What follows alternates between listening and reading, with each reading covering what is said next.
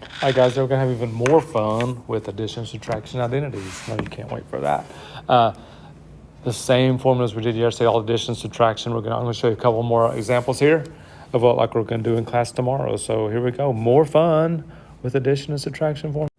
And the first thing we're going to do is try to figure out if we're going to verify this identity is true. And this identity says that sine of pi over 2 minus x equals sine of pi over 2 plus x. So I'm going to work out both sides, see if I get the same result on both sides. And if I do, then that statement's true. So on this side, it's sine of subtraction.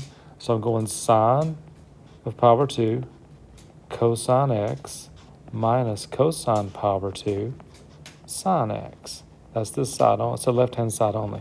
The right-hand side, sine addition, I'm going sine x cosine x plus, I should have put pi over 2 there, sorry about that.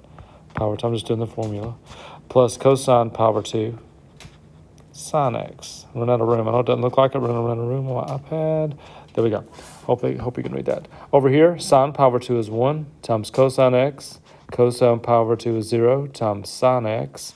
On this side, sine pi over 2 is 1 times cosine x plus cosine pi over 2 is 0 times sine x. So 0 times sine x, they're just gone. So on this side, it leaves me cosine x.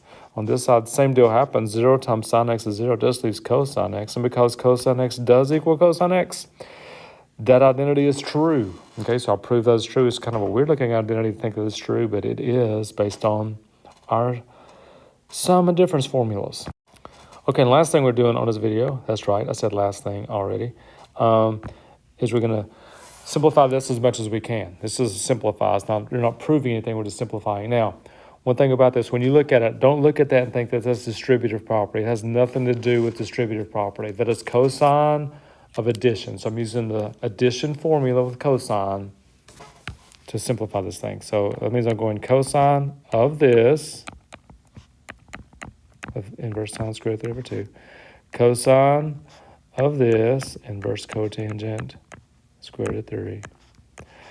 Minus sine of this, sine of, I'm going to put down here, of this. So if you see cosine addition, it's always cosine minus sine. Okay, now, I'm just going to work these things out. This is saying, where is sine square root of 3 over 2? Well, obviously, pi over 3. This is saying, where is cotangent square root of 3? Pi over 6.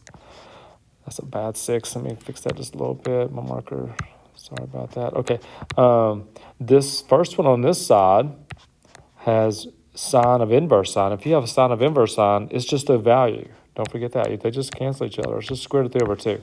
And the last thing says sine of, where's cotangent square root of 3? Pi over 6, just like it was a second ago. So I'm just going to work things out here. Cosine pi over 3 is a half. Cosine pi over 6 is square root of 3 over 2.